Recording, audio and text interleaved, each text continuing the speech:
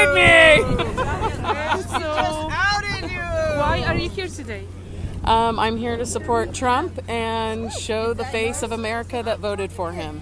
Have the world respect America again for the right reasons, and for the economy. Like, the economy is killing families. Middle class does no longer exist. They've just destroyed for education to be about education and not agendas. To rein in the transgender, not against transgender or what have you, but as a Kaiser nurse, I was expected to give testosterone to 12-year-old little girls, and that shouldn't be. So I'm hoping that he can help curb some of that and stay out of little kids' medical lives to make lifelong, choices to their body. That, like, my daughter wanted to be a mermaid when she was 12. I wasn't going to freaking get a tail on her. She grew out of it.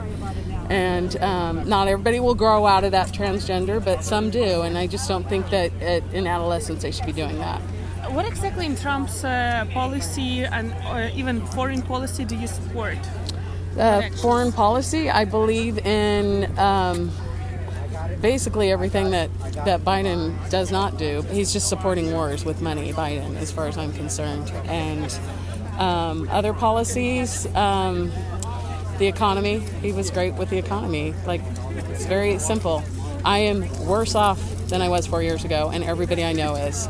Why am I here? To support our new president. Why? Why it's important? Border for sure. Why it's important? The safety? Safety, drugs, all that stuff. It's got to end. It's got to put a stop to it. Do you familiar with his foreign policy? Yeah.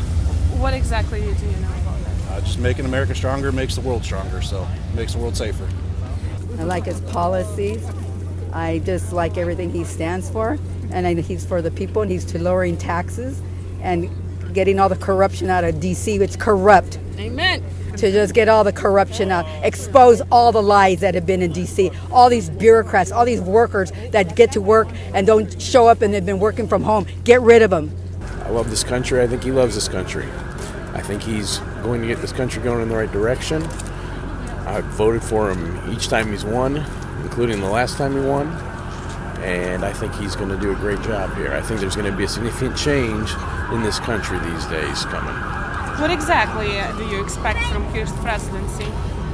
I expect that there's going to be a return to the rule of law.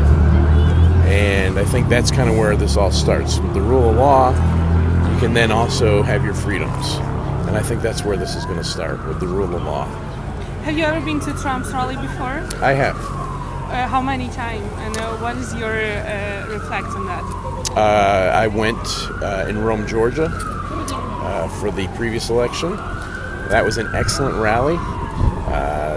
There was, I don't know how many people were there. It was standing room only, and it was an excellent experience.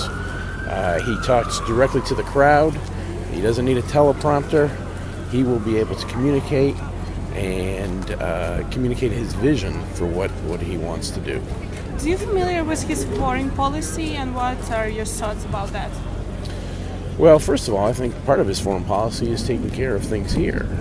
And I think securing our borders is a huge part of that. I think a lot of his other foreign policy, I think when he says something, he means what he says.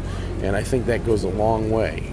I don't think he's looking to try to be involved in conflicts or wars. I think he's trying to avoid those.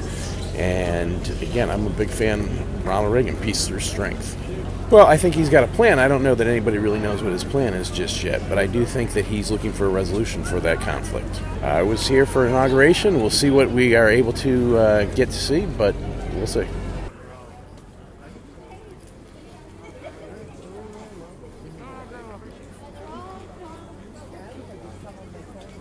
Well, for one thing, we've been waiting for it for 4 years. We've been working for it. It represents policy changes that have been will be important to the country.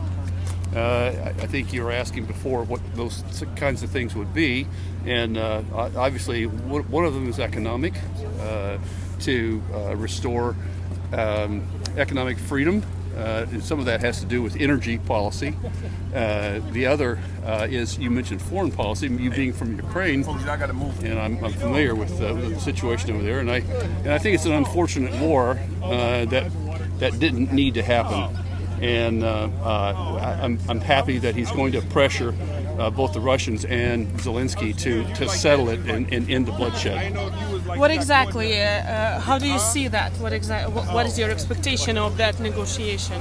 The United States has been funding that war to a large measure, and have, in my estimation, have pressured the Russians into a situation where they felt compelled to act. And I don't think we needed to do that. I think that they could have resolved that. I don't think that Ukraine should be part of NATO. And I think that if they had agreed to that, and I think Zelensky would have agreed to that, had it not been for the West trying to pressure him. There's violence committed in and around and involving civilians, and that needs to stop. And so each side, both the Ukrainian side and the Russian side, are both trying to increase their position before a settlement is forced upon them. Do you think Ukraine is in a strong position to negotiate? No, I don't. I don't, because I think that a lot of Ukrainians have died.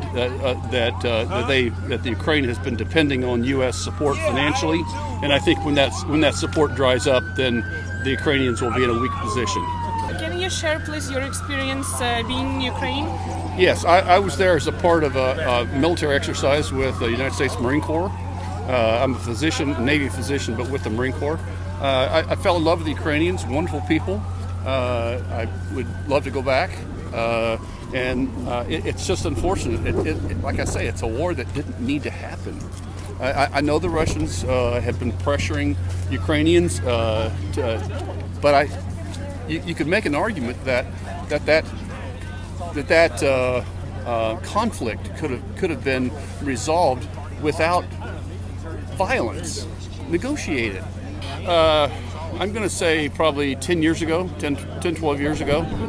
So they were already having, when we were there, the Russians were actually, there was Russian protesters outside of the camp, the exercise that I was a part of, and they were already feeling the pressure of the Ukrainian military. In fact, I participated in a mock exercise of a beach landing in Crimea. What? Can you explain it? What is? Well, the military was involved with the Ukrainian military in mocking up military support for the Ukrainians. I think that we gave Ukraine the wrong message. What do you mean? I think we gave the Ukrainians the message that we would send in American forces and fight alongside of them, and the American people were not willing to do that. So that foreign troops are not going to happen in Ukraine? No. Why? We don't support further fighting. It's people are dying, and this is something that should be negotiated rather than through violence. Can you introduce me yourself, please? Yeah, I'm Mark Plaster, like plaster of Paris. And I'm a doctor. You're a doctor, and you're also Marine Corps retired. I'm not now. I retired from the United States Navy, and during my 15 years with the Marine Corps, during my 15 years in the Navy, I was with the Marine Corps. Thank you so much. You're welcome.